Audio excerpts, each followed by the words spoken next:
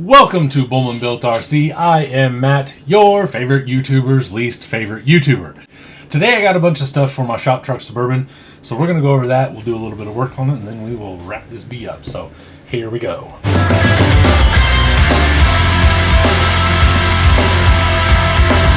First up, I went down to the local auto paint store thing that's right down the street, and I got some masking paper. I've tried using just random stuff, and some of it bleeds and some of it doesn't, etc., and some of it doesn't stick to the tape and all that crap. So instead of going over to my neighbor and asking them to have the newspaper for the last 3 days because they're 100 and I'm not, and I don't get a newspaper, I just got this. It was like $8 for the whole roll, so it was just kind of really convenient to have this instead of messing with all that stuff. So this will kind of go, I don't know, put it on a roll somewhere. But I got this. This will help to do like two-tones and stripes and masking off, obviously bodies for painting and stuff. So I got that. Next, speaking of painting, the real truck that I based this Suburban off of is called Bluega. It is actually Hawaiian blue and light blue.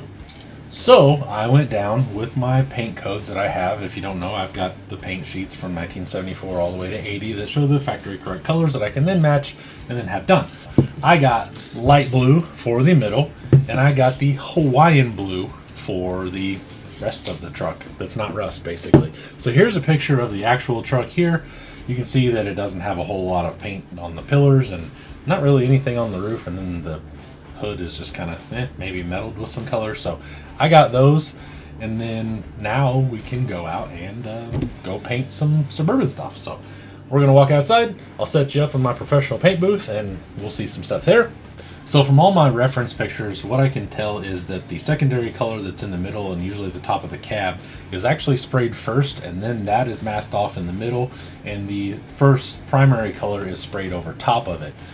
That way, when the primary color fades and the patina starts, the secondary color is actually underneath of it, and it shows through the primary color before it actually goes down to the primer and the rust. So I did go ahead and spray the whole truck in light blue minus basically the top half, because as I said, the real one doesn't really have any paint on the roof.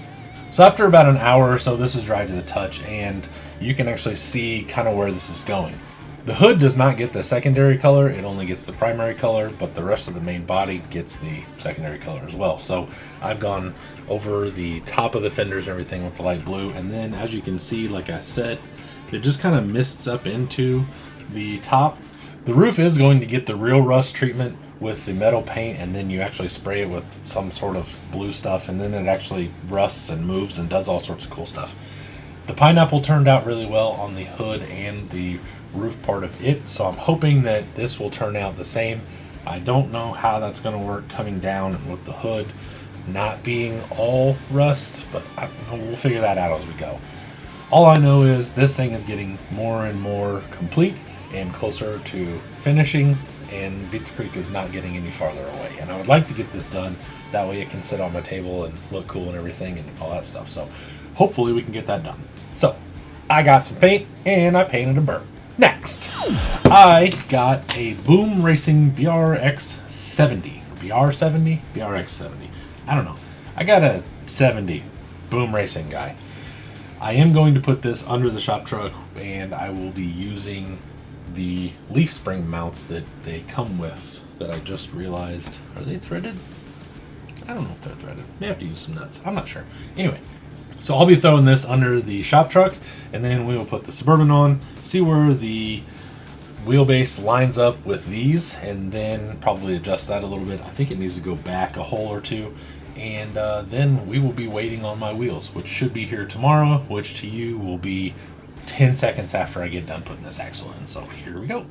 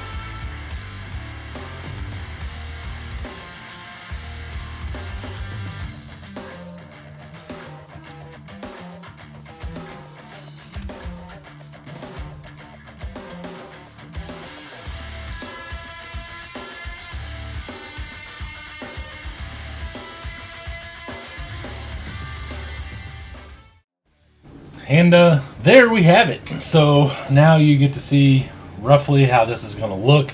Obviously it'll have tires on it and everything, but this is pretty close. It will have, I believe, this steely. Yes, this is the steely it'll have up front, and then it'll have one that basically looks like that with a big ass fat lip in the rear.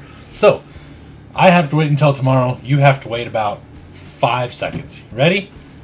I'll see you in a minute. So it's the next day. RCForged box shows up, and I am freaking excited to see what is in there. I've seen pictures of these things, but I haven't seen them in person, obviously. So I am super stoked to see what these look like in person. Oh, so here's my original back. Sweet, sweet. Oh, they're so good. I can see them. They're so good. Oh, goodness, those are heavy. All right, so there is the front. Those are sick. Super, super freaking cool. Okay. One of the things I noticed whenever I unpacked this was this. This is a little like wheel stand thing. So you take your wheel and just shkeep like that. That's pretty freaking cool. I also got a keychain. It's 3D printed, RCForged. Very, very cool. And I got a sticker, if I can get it off here.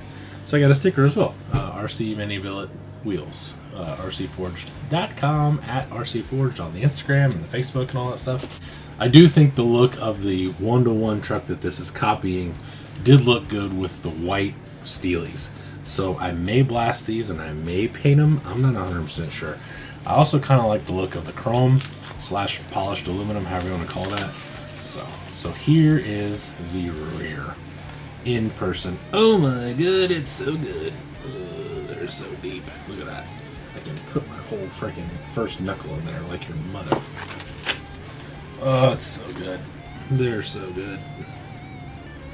And they are tapped, so I can use something else that I got. Now these are a multi-pack. This is 1.5, 2, and 2.5. I did have him tap these, and when I said, oh, I want it in 2mm or whatever, and I was thinking one thing, and then I went to actually go get 2mm scale hardware, and the only thing I could really find was this Injora stuff.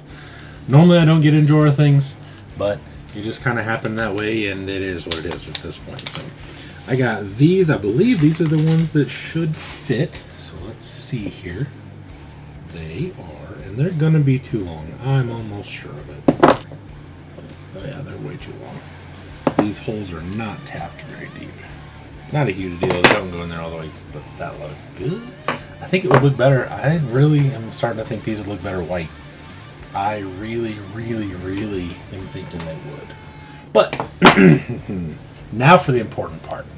Now we get to put them on and see if my add 5, subtract 2.5, divided by 2, multiply by 3 math worked out, and see what happens with the new axle. So the new axle is actually over an inch narrower.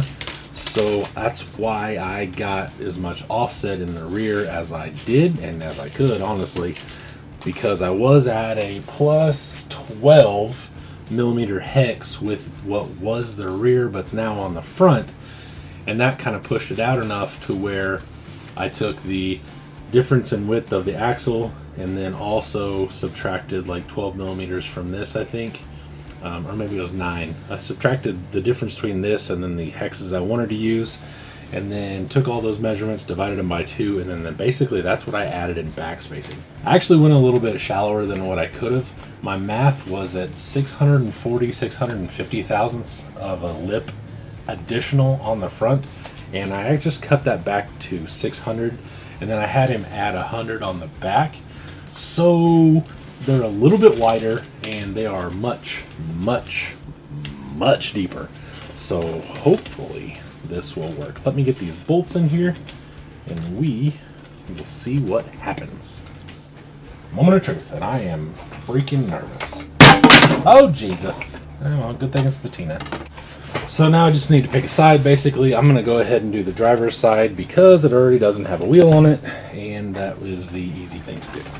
So the front should fit right back on there, no big deal. Needs a little bit thinner hex, but not much. It is going to rub just a hair with these hexes on it, but that's okay. A, because it still looks really freaking cool. B, we can always bring it in a little bit. Oh yeah, we got plenty of room to come in on the hex, so that is just fine. But they do look freaking awesome. All right, now the moment of truth back here. Oh my goodness, that is what is up. I believe the kids say, killing the game. I have plenty more to do, but for right now, I am going to go ahead and wrap this up.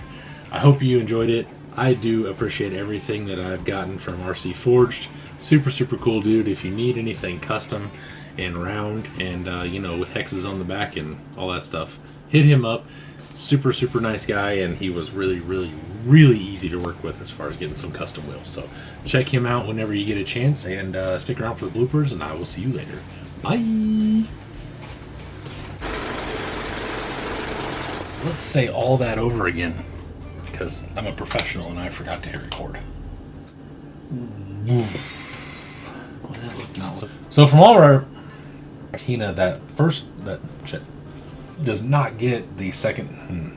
Patina comes to where nope, top. Now I will do the real rust on this whole thing, not the whole thing. That way when that, and like I said, the whole thing, whatever the hell, I don't give a fuck, just make this work. There you go, there's a little bit of over voiceover. Yeah, that's it. So anyway, let's go. Whoa, fuck yeah! Let's make sure that all recorded and the fucking phone doesn't shut off when I got anything. Okay. This is my brand new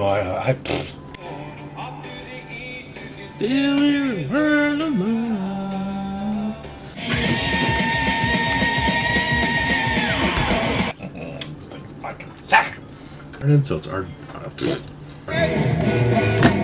3D printed.